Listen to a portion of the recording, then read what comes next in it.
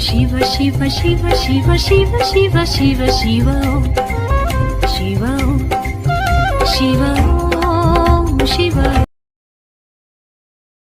Hello, வணக்கம். நாமக்கல் மாவட்ட ஜோதிட நல்வாழ் சங்கம் மாதாந்திர கருத்தரங்கம் சீரும் சிறப்புமாக நடைபெற்று கொண்டிருக்கிறது.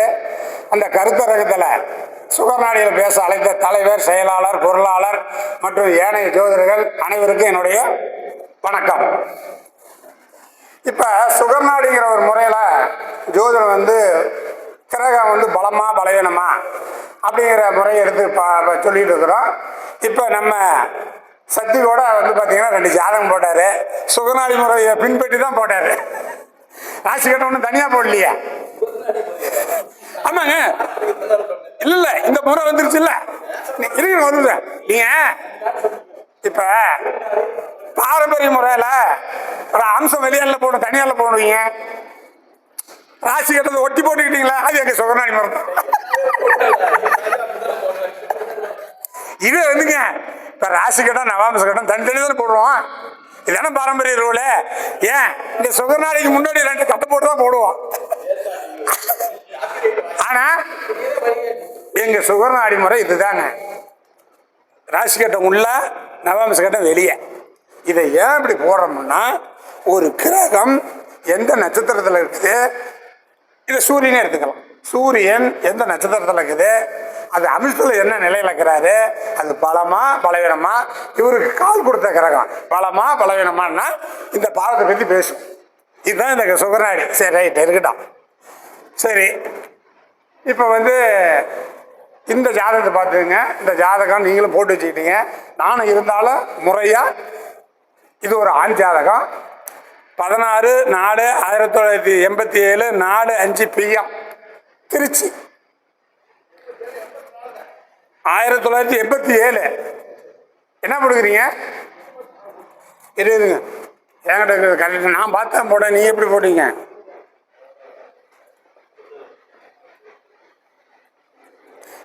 தான் இங்கே இருக்குது, ஜாதகம் இருக்குது. 1987 தான் செய்வா, கரெக்டாக இருக்குது. 1987 4:05 PM திருச்சி. லக்கணம் சிம்ம லக்கணம். லக்கணத்துக்கு 2ல் கேது, 4ல் சந்திரன் சனி, 7ல் சுக்கிரன், 8ல் புதன் குரு ராகு, 9ல் சூரியன், 10ல் செவ்வாய், 11ல் மாந்தி. இது ராசி கட்டம். நவம்ச கட்டம் தனுசு லக்கணம். லக்கணத்தில் குரு, மீனத்தில் சனி, மேசத்தில் சூரியன், ரிஷபத்தில் செவ்வாய், மிதுனத்தில் சுக்கிரன் கேது, கடகத்தில் சந்திரன், துலானில் புதன், விருச்சிகத்தில் மாந்தி. பிறகுற காலத்தில் குரு திசை 11 வருஷம் 11 மாதம் 25 நாள். இப்போ நடப்பு கேது திசையில் சந்திரன் பற்றி நம்மளோட ஜாதகத்தை அனுப்புகிறாங்க. ஒரு ஆண் ஜாதகம். இந்த ஜாதகத்துக்கு நான் பலன் சொல்லணும்ல, என்னன்னு சொல்கிறது சொல்லணும் இல்லைங்களா? இப்போ எங்கள் குருநாரெல்லாம் சொல்லி இந்த பேர் ஜாதகம் வந்தால் என்னன்னு சொல்லுவாங்கன்னா, கொஞ்சம் காமெடியா, ஏப்பா உனக்கு என்னப்பா திருமண யோகம், உனக்கெல்லாம் திருமண யோகம், வருஷம் ஒரு கல்யாணம் பண்ணிக்கலாம். ஆனால் அத்தனை ஜாதகமோ அத்தனை திருமணமோ குடும்பட்டா போயிடும். அப்படிதான் எனக்கு எங்கள் குருநாதர் சொல்லி கொடுத்துக்கிறாங்க. நானும் அப்படித்தான் சொல்லுவேன். ஜோசியம் சொல்லும்போது இப்படி தான் சொல்லுவேன். உனக்கு ரொம்ப ரொம்ப யோகம், பல கல்யாணம் ரொம்ப யோகம். ஆனால் உன்னோட இருந்து திருமணம் பண்ணி குடும்பம் நடத்தி பிள்ளை கூட்டி போய் குடும்பம் நடத்த, அது ஒரு குடும்பட்ட ஜாதகம். அப்படின்னா இந்த ஜாதகம் இது வரைக்கும் இப்போ என்ன வயசுங்க? 87 பிறந்தா 39 40 வயசு ஆச்சுங்களா? இது வரைக்கும் 3 கல்யாணம் பண்ணிட்டான். இது வரைக்கும் 3 கல்யாணம் பண்ணிட்டான். அந்த 3 கல்யாணமும் நிற்கல. 3 கல்யாணமும் நிற்கல. சரி, இப்போ ஒரு கல்யாணமே பண்ண முடியாது. நிறையா 40 வயசு 45 வயசு பெண்களும் இருக்கிறாங்க. நான் ஏதாவது ஜாதகம் கொடுக்குறேன். ஆண்கள் பெண்கள் எல்லாமே 40 வருஷம் வரைக்கும் 45 வயசு வரைக்கும் இருக்கிறாங்க. கல்யாணம் ஆகலை. இவனுக்கு மட்டும் ஏன் இப்படி கல்யாணம்? பல கல்யாணம், இன்னும் கூட 2-3 கல்யாணம் பண்ணுவான். சரி, இந்த பல விதமான கல்யாணம் பண்ணுறதுக்கான கிரகம் என்ன அப்படின்னு பார்க்கணும். எப்பவுமே நீங்கள் சுகர்நாடியாகட்டும் எந்த முறையாக இருந்தாலும் 7ஆம் பாகத்தில் என்ன கிரகம் இருக்குதோ அந்த கிரகம் 7ஆம் அதிபதியாகவே எடுத்துக்கணும். நீங்கள் 12 பாவத்தில் என்ன கிரகம் இருக்குது அந்த அதிபதியாக எடுத்துக்கணும். ஏன்னா இது அதுதான் செயல்படும். அது அந்த 7ஆம் பாவத்தை இயக்கம். இப்போ நாம் வந்து ஜோதிடர்கள், ஜோதிடத்தை பற்றி தான் பேச போகிறோம். மக்கள் நாட்டில் எவ்வளோ பேர் இருக்கிறாங்க, ஜோதிடத்தை பற்றி பேசுவானா? அது என்ன தொடர்பு தான் பேசுவான். 7ஆம் பாவத்தில் உள்ள கிரகம் 7ஆம் பாவத்தை இயக்கும். இந்த 7ஆம் அதிபதியாக கூட எடுத்துக்கலாம். இந்த சுக்கிரன் யார் காலில் உட்காந்துக்கிற? சுக்கிரன் யார் காலில் உட்காந்து? குரு காலில் உட்காந்துக்கிறார். நான் சொன்னேன், நீ சொன்னேன், ஒரு பாவத்தில் ஒரு கிரகம் இருக்குதா, அது நின்ற நட்சத்திராதிபதி கேந்திரம் திரிகோணத்தில் ஆட்சி உச்ச நட்பு பெற்று சுபகரம் இருந்தால் அழகான மதுப்பா மரியாதையா கல்யாண மண்டபத்தில் 1000 பேர்த்தோட 10,000 பேர்த்தோட நல்ல கல்யாணம் நடக்கும். 7ஆம் பாவத்தில் உள்ள கிரகம் 3, 6, 8, 12க்கு போனால் அது ஒரு ஊழ கல்யாணம் சொன்னா. இப்போ இந்த 7ஆம் பாவத்தில் நீங்கள் எந்த பாவத்தில் இருந்தாலும் எந்த கிரகம் இருந்தாலும் அந்த அதிபதியாவே நீங்கள் எடுத்துக்கணும். அப்போ அந்த 7ல் குரு இருக்கிறாரா, இல்லை 7ல் சுக்கிரங்கிறாரா, அவர் யார் காலு? குரு காலா? குரு எங்க இருக்கிறாரு? லக்னத்துக்கு 8 போயிடுச்சா? ஒரு நீசகிரகத்தோட இருக்குதா? ஒரு நீசகிரகத்தோட இருக்குதா? ஒரு பாம்போட இருக்குதா? அவன் எத்தனை கல்யாணம் பண்ணலாங்க. இவர் பண்ணி வைப்பார். இவர் வந்து கல்யாணம் பண்ணி வைப்பார். அவரோட வேலை அதை கெடுக்கிறது. அவர் நின்ற நட்சத்திராதிபதி. 8ங்கிறது என்ன? பொதுவாக ஜோதிடத்தில் 8ஆம் இடங்கிறது நீங்க என்னன்னு சொல்லுவீங்க? டைலர் இருக்கிறார்ல, கட் பண்ணி தெரியுது. ஒரு பொருளை 2ஆ வெட்டுறது தானே 8. வேற ஏதாச்சும் இருக்குதுல 8ஆம் இடம்னா வெட்டி கட் பண்றதுங்க. அப்ப 7ஆம் பாவத்தில் உள்ள கிரகம் 8க்கு போயிடுச்சுன்னா கல்யாணம் பண்ணா வெட்டி விட்டுரும். கல்யாணம் பண்ணா வெட்டி விட்டுரும். அதுலயும் அந்த குரு தனிச்சு இருந்தா கூட கிடைக்காது. ஒரு நீச கிரகம், ஒரு பாம்பு இருக்கு. சரி, 7ஆம் பாவம் கல்யாணத்தை பண்ணதா? 2ஆம் பாவத்தில் கேது இருக்குதா? இப்போ சொன்னார் இல்லையா, 2ல் கேது 7ஆம் அதிபதி கெட்டு போயிடுச்சுன்னா டைவர்ஸ் ஆகும், பல திருமணம் ஆகும்னு சொன்னார். அதை சுற்றி 2ல் கேது இருக்குது. அந்த கேது யாருக்காரு? சந்திரன் கெட்டு போச்சா? 2ஆம் இடம் சந்திரன் நேசமா? இப்போ 2ஆம் இடம் கெட்டு போச்சா? சரி, 2ஆம் அதிபதி யாரு? அந்த புதன் நேசமாயிருச்சா? 7ஆம் பாவத்தில் உள்ள கிரகமும் 2ஆம் பாவத்தில் உள்ள கிரகமும் தன்னுடைய பலனை இழந்துருச்சுன்னா அதை மறுபடியும் செஞ்சுக்கிட்டே தான் இருக்குமா. சோசியமே 2 விதம் தான். ஒரு பாவத்தில் ஒரு கிரகம் இருக்குதுன்னா பலம் பெற்றால் அந்த பாவத்தை நன்மை செய்யும். கெட்டு போச்சுன்னா அந்த பாவத்தை அடிக்கடி அதே செய்ய வைக்கும். இதை தவிர ஜோசி வேற எதுவும் இல்லை. 2 முறை தான், பலமா பலவீனமா. இவ்வளவுதாங்க சோதியா. இதுல போயிட்டு நீங்க ஆராய்ச்சி பண்ணிக்கிட்டு ரொம்ப முழுகிட்டு ரொம்ப முத்துறதுலாம் வேண்டவே வேண்டியதில்லை. இப்ப இந்த ஜாதகனுக்கு 7ஆம் பாவத்தில் உள்ள கிரகம் 8க்கு போச்சு, கூட எத்தனை கிரகம் இருக்குது, 2ஆம் பாவத்தோட எத்தனை கிரகம் இருக்குது, அத்தனை கல்யாணம் ஆகும். ஆனால் எந்த மனைவியோடையும் அன்பாக பண்பாக பாசமாக குழந்தை குட்டி பெற்று குடும்பம் நடத்த முடியாது. சேராட்டம் என்ன பண்ண, லோக்கல்ல இங்கேருந்து ஏறி ஒரு 10 கிலோமீட்டர் இறங்கிக்கலாம், அங்கே இறங்கிக்கலாம் போயிட்டே இருக்கலாம். Point to point bus.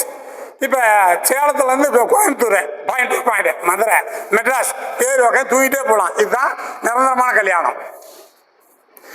ஆனால் அதுதான் சொன்னேன், 7ஆம் பாவத்தில் உள்ள கிரகம் 7ஆம் அதிபதியும் பலமாக இருந்தால் ஒரே கல்யாணம், நிரந்தரமான கல்யாணம், நியாயமான கல்யாணம். 7ஆம் பாவத்தில் உள்ள கிரகமும் 7ஆம் அதிபதியும் கெட்டு விரிச்சு 2ஆம் பாவம் கெட்டு போயிடுச்சுன்னா இதுமாரி தான் ஆகும். சரி, இவருக்கு எடுத்துட்டார்ல, இவருக்கு அடுத்தபடியா இன்னொருத்தர் வருவார்ல, 7ஆம் அதிபதி யாரு? சனி யார் காலில் இருக்கிறாரு? அப்ப அவரு கெட்டு போயிட்டாரா? எத்தனை கல்யாணம் பண்ணாலும் எத்தனை கல்யாணம் நிறைய பண்ணிக்கிட்டே இருக்கலாம்.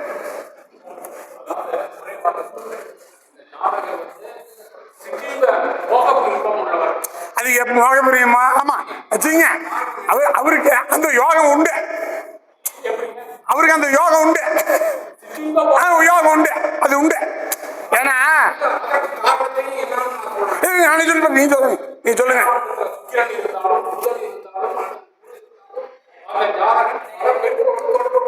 சரி சரி ரைட், ஓகே ஓகே, சரி சரி இருங்க, அது விளக்கமா சொல்லி போடணும். விளக்கம், மோகம், பெண்களோட மோகம், இன்பம் கொள்ளக்கூடிய, நீங்க 2-7-11 விட்டுருங்க. பெண்களோட சந்தோஷமா தாம்பத்தியம் கொள்ளக்கூடிய பாவம் எது? பெண்களோட தாம்பத்தியம் கொண்டு அதனோட இன்பத்தை அனுபவிக்கக்கூடிய பாவம் எது எது? 3, 7, 11. இந்த 3, 7, 11 நல்ல நிலையில் இருந்தா மட்டும்தான் முறையான ஒரு திருமணம். ஒரே கணவன் ஒரே மனைவி. 3ஆம் அதிபதி யாரு? சுக்கிரன் கெட்டு போச்சா? 7ஆம் அதிபதி யாரு? சனி கெட்டு போச்சா? 11ஆம் அதிபதி யாரு? புதன் கெட்டு போச்சா? திருமணமும் முறையா நடக்கணும், குடும்ப வாழ்க்கையும் முறையா நடக்கணும், அதுக்குள்ள குடும்ப வாழ்க்கையில தாம்பத்தியம் அது முறையா நடக்கணும். அப்ப 7, 2 நல்லா இருக்கணும், தாம்பத்தியம் கொள்ளக்கூடிய 3, 7, 11 நல்லா இருக்கணும்.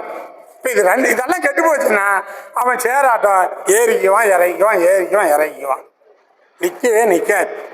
இதை ஆராய்ச்சி பண்ணி தெளிவா இந்த மாதிரி நீ பழைய நிறுத்தா தான் சோசியம் சொல்ல முடியும்.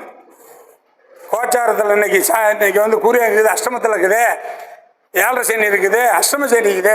இந்த பாயிண்ட் எல்லாம் தொடவே கூடாது. இதெல்லாம் தொட்டுக்கிட்டெல்லாம் நீங்கள் சோசியம் அவன் நடைமுறையில் அவனுடைய கர்ம பலனை தொட முடியாது. அவன் கர்ம பலனை தொட முடியாது. அவன் வாழ்க்கையில் ஒருத்தர் வரான், அவன் வாழ்க்கையில் என்ன நடந்துக்குது, எப்போ 2, 3 கல்யாணம் பண்ணிட்டியா அப்படின்னா ஆமாம்பா. அதுக்கான விதிமுறையை தான் நாம் எடுக்கணும், தேரணும். கோச்சாரத்தை எடுத்துக்கலாம், சரி இதை எடுத்துக்கலாம். இப்போ ஒருத்தப்பா கல்யாணம் இருப்பான்ல, அவன் கல்யாணம் ஆகாதபடியே ஒரு ஜாதகம் பார்க்குறாங்க. இந்த விதியை சொல்லணும்ல தம்பி. நானும் நிறைய பேருக்கு சொல்லிவிடுவேன், தம்பி உனக்கு நேற்று ஒரு அம்மாட்ட இப்போ ஃபோன் பண்ணி சொல்கிறேன், பாருங்க உங்கள் பொண்ணுக்கு 1, 2, 3 கல்யாணம் ஆகுமா? இதெல்லாம் வருத்தப்படக்கூடாதுமா. இப்போ ஏற்கனவே கல்யாணம் ஆயிடுச்சு, இப்போ 2வது மாட்டாங்க, நான் வேணா ஃபோன் நம்பர் தரேன் இப்படி சொன்னாங்க, உன் பொண்ணுக்கு 2, 3 கல்யாணம் ஆகும். நீ அதெல்லாம் வருத்தப்படக்கூடாது. இப்போ 2வது பார்க்குறீங்க, இன்னொன்று பார்க்கணும், 3க்கும் ஆகும். நான் ஜாதகம் அந்த அம்மா ஃபோன் நம்பர் தரேன், யார் எடுத்துகிட்டு போய் வெளியே கேள. இப்போ நைட்டு சொன்னா அப்படியே சொல்லி அனுப்பிச்சு. மேலே ஏற்கனவே ஒரு கல்யாணம் ஆச்சு, இப்போ 2வது கல்யாணத்துக்கு மாப்பிள்ளைக்கு நான் அனுப்பிச்சிருக்கிறேன். இது பேருங்க, ஒரு குழந்தை பிறந்தா 8 நாளுக்கு குழந்தையிலேயே அந்த குழந்தை இந்த மாதிரி திருமண வாழ்க்கையில் இப்படி அசிங்கமாகுமா? ஒரே கல்யாணம் பண்ணி குடும்பமாக பிடிக்குமா? அது படித்து வேலைக்கு போகுமா, உத்தியோகத்துக்கு போகுமா, அரசாங்க வேலைக்கு போகுமா, எப்படி இருக்கும், ஆயுள் பலம் இப்படியெல்லாம் நிர்ணயிச்சிடணும். ஒரு ஜாதகம் போது கல்யாணம் பண்ணிடுறான், அவன் டைவர்ஸ் ஆகுதான்னு ஜோசிக்காரன் சொன்னான். அவன் கூட ஜோசிக்காரன் சொல்ல மாட்டான், இவனே சொல்லிவிடுவான். சரி 2வது கல்யாணம் பண்ணுறது ஒரு தோசை இருக்குது, இந்த கோயிலுக்கு போய் பரிகாரம் பண்ணலாம், இந்த கோயிலுக்கு போய் பரிகாரம் பண்ணலாம், இந்த ஓமம் நடத்தலாம். எந்த உலகத்தில் போய் நீ ஓமம் பண்ணாலும் இந்த கர்மாவை மாற்ற முடியாது. மாற்ற முடியுமா? எந்த கோயிலில் போய் பரிகாரம் பண்ணுங்க, எந்த அர்ச்சனை பண்ணுங்க, இது பண்ண மாற்ற முடியுமா? சொல்லுங்க. மாத்திர மாரி இருந்தா என்கிட்ட ஒரு 100கணக்கான ஜாதகம் இருக்குது, கல்யாணம் ஆகாத ஜாதகம் இருக்குது, கல்யாணம் ஆகி இப்படி சேராட்டம் மாதிரி பல கல்யாணம் பண்ணுற ஜாதகம் இருக்குது. நான் நல்லா அட்ரஸ் தரேன், ஃபோன் நம்பர் தரேன், எல்லாம் கூட்டி போய் சோதிக்கலாம் பரிகாரம் பண்ணுங்க. ஒரு பாஸ் பண்ண முடியாது. எல்லாம் பெயில் ஏறீங்க, அவனை சொல்லி ஏமாற்றி காசு சம்பாதிச்சுருவீங்க. அது ஒரு பாவம். அந்த பாவத்தை சம்பாதிச்சா கடைசிக்கு அனுபவிச்சிங்க. நான் விதிக்கு வந்துடுறேன். அதுமாதிரி இவனுக்கு நிரந்தரமான உத்தியோகம் இல்லை, நிரந்தரமான வருமானம் இல்லை. ஏன்? நமக்கு விதி வேணும்ல. ஒரு லக்னத்துக்கு 10ஆம் பாவத்தில் உச்சம் பெறக்கூடிய கிரகம் கெடாம இருந்தால் மட்டும்தான் உத்தியோகம். நான் விஜய் இன்றைய முதலமைச்சருக்கு சொன்னேன், கடக லக்கணம், கடகராசி, பூச நட்சத்திரம். கடக லக்கணத்துக்கு 10ஆம் பாவத்தில் உச்சம் பெறக்கூடிய கிரகம் யாரு? அந்த சூரியன் அவரோட ஜாதகத்தில் எங்க இருக்குது? 12 இருக்குது. அவர் கடக லக்கணம், 12 சூரியன் யார் காலில் இருக்குது? ராகு 5 உச்சம். 10ஆம் பாவத்தில் உச்சம் பெறக்கூடிய கிரகம் இன்னொரு உச்சாதிபதி காலில் இருந்து அது சூரியனாவோ சந்திரனா வந்தா அரசியல்ல உயர்ந்த பதவிக்கு போயிடுவாங்க.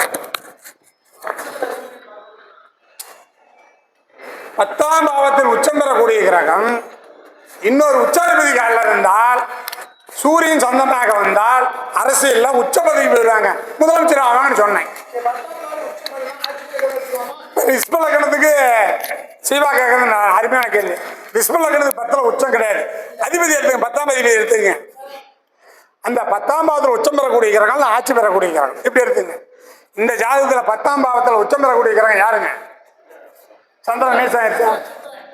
அப்போ அது மாதிரி என்னோட சொல்கிறேன் பாருங்க, நல்லா ஒரு ஜோதிடத்தை ஒரு நுணுக்கமாக மனசில் எழுதிங்க. பேப்பர் நிற்காது. ஒரு கிரகம் உச்சம் பெறக்கூடிய கிரகம் அந்த வீட்டுக்கு தன் வீட்டுக்கு 6 இடத்துல நின்னாவே முழு பலம் போச்சான். உச்சம் அது உதாரணம் சொல்றேன். இப்ப ஒரு லக்னத்துக்கு 10ஆம் பாவத்தில் உச்சம் பெறக்கூடிய கிரகம் அந்த உச்ச வீட்டுக்கு தனக்கு 6 இடத்துல இருந்தாத முழு பலனும் போயிடுச்சு. கை கட்டி இன்னொருத்தர வேலை செய்ய முடியும். உதாரணத்துக்கு உங்களுக்கு சொல்றேன். கடக லக்னத்துக்கு 10ஆம் பாவத்தில் உச்சம் பெறக்கூடிய கிரகம் யார்? இங்க உச்சமா விருச்சகத்திலையும் கன்னியிலையும் கடக லக்கணக்காரங்களுக்கு இருந்தா அவன் இன்னொருத்தர வேலை செய்யணும். அவன் முதலாளி ஆக முடியாது. 10ஆம் பாவத்தில் உச்சம் பெறக்கூடிய கிரகம் தன் வீட்டுக்கு 6, 8 இருந்தால் அவன் ஒரு முதலாளி ஆக முடியாது. அவன் கை கட்டி இன்னொருத்தர வேலை செய்யணும். நீங்க 12 லக்கணத்துக்கும் 10ஆம் பாவத்தில் உச்சம் பெறக்கூடிய கிரகம் நான் சூரியன் சொன்னா சந்திரன் எதுக்கு வரும்? அப்ப அவரு இப்ப சிம்ம லக்கணத்துக்கு 10ஆம் பாவத்தில் உச்சம் பெறக்கூடிய கிரகம் சந்திரன் தனக்கு 6, தனக்கு 8 துலாலையும் தனுசிலையும் இருந்தால் அவன் ஒரு தொழில் முதலாளி ஆக முடியாது. 2 சொல்லிட்டோம்ல. நீங்க எல்லாம் மற்ற லக்கணத்துக்கு அந்தந்த உச்சம் பெறக்கூடிய கிரகம் தனக்கு 6, 8 தான் போட்டு பார்த்துக்க வேண்டியதானே. போட்டு பார்த்துங்க. அது உங்களோட டேலண்ட். அப்ப இந்த ஜாதகத்துக்கு பாருங்க, இது மட்டுமே இல்லை. 10ஆம் பாவத்துக்கு உச்சம் பெறக்கூடிய ஸ்தானத்துல இருந்து 6, 8 போகக்கூடாது. உச்சம் பெறக்கூடிய கிரகம் 3, 6, 8, 12 இருக்கக்கூடாது. நேசம் பெறக்கூடாது. அஸ்தம் பெறக்கூடாது. பகை பெறக்கூடாது. இதெல்லாம் நீங்க பார்த்துக்கணும். அப்படி பார்த்தா தான் தொழில் செய்ய முடியும். இந்த ஜாதகத்துக்கு எந்த தொழிலுமே இல்லை. ஒரு அடிமை தொழில ஒரு மளிகை கடையில் போய் ஒரு 2 மணி நேரம் ஜாமானத்தை தூக்கி அந்தானத்தை எடுத்து வைக்க காலையில் மாலை நேரத்தில் ஒரு 100, 200 தருவான். இதை உதாரணத்துக்கு அது மாதிரி எல்லா கடையிலையும் ஒரு வேலை செஞ்சு அன்றாட பொழப்புக்கு சீவனம் பண்ணி ஓட்டிட்டு இருக்கிறான். நிரந்தரமான தொழில் இல்லை, நிரந்தரமான வேலை இல்லை. அந்த நிரந்தரமான வேலை இல்லைங்கிற காரணத்துக்கு 10ஆம் பாவத்தில் உச்சம் பெறக்கூடிய கிரகம் நேசமாயிருச்சு. அப்ப அவனுன்ற நட்சத்திராதிபதி 8ல் போய் ஒரு நேசகிரகத்தில் போயிட்டாரு. வேலை இல்லை, நல்ல வீடு இல்லை, நல்ல வீடு இல்லை, சொந்த வீடு இல்லை, வாடகை கொடுத்தான். ஏன்? 4ஆம் பாவத்தில் ஒரு கிரகம். முன்ன என்ன சொன்னேன்? ஒரு பாவத்தில் என்ன கிரகம் இருக்குதோ அந்த பாவத்தை இயக்கும். அந்த பாவத்தை சொந்த பாவமா ஏத்துக்கும். 4ஆம் பாவத்தில் உள்ள ஒரு கிரகம் அது நின்ற நட்சத்திராதிபதி 6, 8, 12 போகக்கூடாது. அவரு நேசம் பெறக்கூடாது. அவர் கூட சேர்ந்த கிரகமும் நேசம் பெறக்கூடாது. இப்ப 4ஆம் பாவத்தில் சந்திரன் நேசமா, சனி நின்ற நட்சத்திரம் நேசமா, 4 நேசமா, இவன் வாடகை தான் இருக்க முடியும். 4ஆம் பாவத்தில் உள்ள கிரகம் நின்ற நட்சத்திராதிபதி 8க்கு போனா வண்டி வாகனத்துல விபத்துல ஆக்சிடென்ட் ஆனியா அப்படின்னு கேட்டா ஆமாங்கிறான். உயிர் போவார். ஏன்னா குரு உச்சம் இல்ல குரு ஆட்சி ஆகிறார். உயிர் போவார். 4ஆம் பாவத்தில் ஒரு கிரகம் இருக்குதுங்க. அவன் நின்ற 8க்கு போனா அவன் திசை புத்தியே வேண்டாங்க. வண்டி ஓட்டிட்டு போனாலும் நாளைக்கு விபத்தில் சிக்குவான். கையோடையும் காலோடையும் ஆஸ்பத்திரியில் கொண்டு போய் ஆப்ரேஷன் பண்ணுவாங்க. அந்த அதிபதி 8ல் இருக்கிற அதிபதி ஆட்சியாக தான் உயிர் கட்டி இல்லைன்னா புடிச்சிருவான். குரு இவன் நின்ற குரு போய் ஒரு நேசமான வீட்டில் இருந்தாலும் அந்த 8ஆம் இடத்துல நேசத்தன்மை எப்படின்னா அன்னைக்கு முடிஞ்சான். அப்போ அவனுக்கு அந்த வீடு, சொந்த வீடு, வண்டி வாகனம் எதுவும் இல்லை. சரி, ரைட். இவனுக்கு நிரந்தரமான வருமானம் இல்லை. நிரந்தரமான வருமானம் இல்லை. இன்னொன்று தானா உதவி பார்க்குமா. எள்ளு இறக்கிறேங்க காட்டில். எள்ளு முளைக்கலாம். என்ன முளைக்கும்? களை முளைச்சிக்குமா? இது நல்ல ஜோசியத்தை போய் பார்த்துங்க. ஒரு தானியம் எள்ளோ கம்போ சோளமோ விதைக்கக்கூடிய மானம் பார்த்த பூமியில விதைக்கிறோம்ல, அந்த விதை முளைக்கலன்னா பில்லு முளைச்சிக்கும், களை முளைச்சிக்கும். 10ஆம் பாவம் ஒருத்தனுக்கு கெட்டு போச்சுன்னா கடை வந்துடுங்க. 10ஆம் பாவம் தொழில் பாவம் கெட்டு போச்சுன்னா கடை வந்துடும். கடனுக்கு எந்த பாவம்? 6ஆம் பாவம். இந்த லக்னத்துக்கு 6ஆம் அதிபதி சனி. சனி போய் புதங்கால், புதன் போய் நீசம், புதனும் சனியும் நட்சத்திர பெரியத்துல நிரந்தரமான கடன். எவ்வளவு கடன் வச்சிருப்பான்? ஒண்ணுமில்லாத போய் கடை வச்சா என்ன பண்ண? 2 லட்சம் கடை வச்சா தாங்க முடியுமாங்க? 2 லட்சம் 3 வட்டி போட்டால் 6000. இவன் 6000 சம்பாதிக்கிறதே கஷ்டம். 2 லட்ச ரூபா கடன் போட்டான். பிறந்த காலத்தில் கடனை கட்டவே முடியலையாம், கடன் இருந்து கொண்டே இருக்குதான். சரி, இப்போ இவனுக்கு இவனுடைய கர்மா பலன் சப்போர்ட் இல்லை. இவனுக்கு தந்தை உண்டா? ஒரு ஜாதகர் கேட்பேன், எங்கள் அப்பாவுக்கு எப்படி இருக்குது, எங்கள் அம்மாவுக்கு எப்படி இருக்குன்னு கேட்பாங்கல்ல. இப்போ தந்தைன்னு எடுத்துக்கிட்டா சூரியன் தான் போய் பார்ப்போம். சூரியன் கண்டாத நட்சத்திரத்தில் இருக்குதா? இல்லைங்க, சூரியன் கண்டாத நட்சத்திரத்தில் இருக்குதா? இருக்குன்னு சொல்லணும்ல. அப்ப சூரியன் அஸ்வினி 1ஆம் பாதம், ஆயிலியம் 4ஆம் பாதம், மகம் 1ஆம் பாதம், மூலம் 1ஆம் பாதம், கேட்ட நாள் ரேவதி நாள் சொல்லிருக்குது. இதெல்லாம் இங்க சரக்கு வச்சிருக்கணும். அப்ப கண்டாத நட்சத்திரத்தில் இருக்குது. ஒப்பன் ஒன்றோட மோசம். இன்னைக்கு உங்க அப்பா இருக்க முடியாது, அப்பா இல்லை. சந்திரன் அம்மாவும் இல்லை, சகோதரனும் இல்லை, யாருமே இல்லை. பொண்டாட்டி நிற்க மாதிரி இல்லை, தன்னந்தனியா வாழ்ந்து கொண்டு இருக்கிறான். அப்ப இப்படிப்பட்ட ஜாதகம் தான் நமக்கு ஜோதிடத்துக்கு ஆய்வுக்கு வேணுங்க. இப்ப கம்யூனிஸ்ட் தலைவர் நல்லக்கண்ணு ஒருத்தர் கேள்விப்பட்டு உனக்கு தெரியாது, அவர் இறந்துட்டாரா? அடக்கம் பண்ணிட்டாங்களா?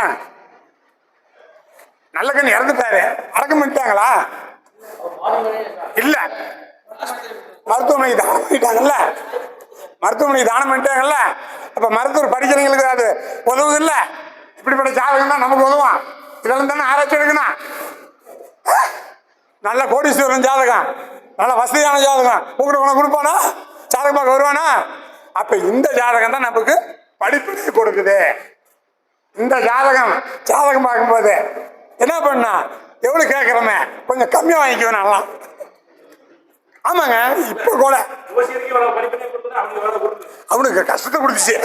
இப்போ கூட வரும்போது ஒருத்தர் சொன்னாரு, என்னுடைய வாழ்க்கை கஷ்டமாக்குது, கொஞ்சம் காசு குறைச்சி தருமானோட உன் ஜாதகத்தை அனுப்பு, நீ காசு வச்சுட்டு இல்லைன்னு சொன்னா பாதி வாங்கிக்குவேன் அப்படின்னு சரி இருக்கிறாரு. அந்த மாதிரி இந்த ஜாதகம் நமக்கு ஜோதிட படிப்பனையே தருது. ஒவ்வொரு பாவத்தையும் ஆய்வு பண்ணுங்க. அந்த பாவம் பலமா பழகணுமா?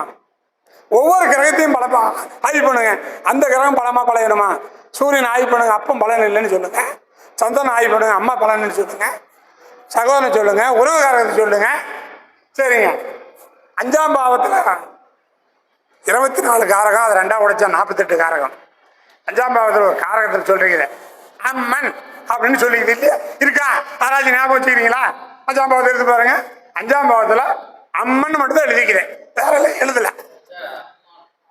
அம்மன் வேற, அம்மன் ஒண்ணு, அம்மன்ங்கிறது அம்மானுங்கிறது வேற. அம்மன் அப்படின்னா அம்மன் அப்படின்னு ஒண்ணு இருக்குது. அப்படின்னா அம்மன் அப்படின்னா குலதெய்வம், கடவுள் வழிபாடு, குலதெய்வ வழிபாடு. ஒவ்வொருத்தருக்கும் ஒரு குலதெய்வம் இருக்கும். எங்களுக்கு பச்சையம்மன், நாங்க கிடா வெட்டி பொங்கல் வைப்போம், உரம்பர் ஊருக்கெல்லாம் அழைச்சி போடுவோம். எங்க மாமத்தினத்துக்கு பெரியாடிச்சு கட்டை இருப்பாங்க, அவங்க உப்பூசை கொடுப்பாங்க, கிடா வெட்டுவாங்க, கோழி எடுப்பாங்க, பண்ணி கொடுத்துவாங்க. அது அவங்களுடைய பாரம்பரியம், அதை விட்டுருங்க. ஒரு ஜாதகத்தில் 5ஆம் அதிபதி கெட்டு போயிட்டா அந்த குலதெய்வ வழிபாடு, கோயில் வழிபாடு செய்யாதுன்னு தான் சொல்லுவாங்க. சார் இது மைக்கு வேலை செய்யுதா? 5ஆம் பாவத்தில் உள்ள கிரகமும் 5ஆம் அதிபதியும் கெட்டு போயிடுச்சுன்னா நீ உன் குலதெய்வத்துக்கு வழிபடாத, கோயிலில் போய் விசேஷம் பண்ணாத, தெவம் பண்ணாத, இப்படி விருந்து வைக்காத மாதிரி. ஏன் அப்படி கேட்பாங்க. நான் என்ன அட்ரஸ் தரேன். வையப்பாளையில் ஆண்டூர் கேட்டு மேற்கு போனீங்கன்னா வையப்பாளையில் ஆடிட்டர் ரமேஷ்னு ஒருத்தர் இருக்கிறாரு. அவருக்கு 5ஆம் பாவம் கெட்டு போச்சு, குலதெய்வ கோயிலுக்கு வழிபாடு கொடுத்தீங்கன்னா வர வழியில் விபத்து நடக்கும் அப்படின்னு. வர வழியில் விபத்தாயிருச்சு,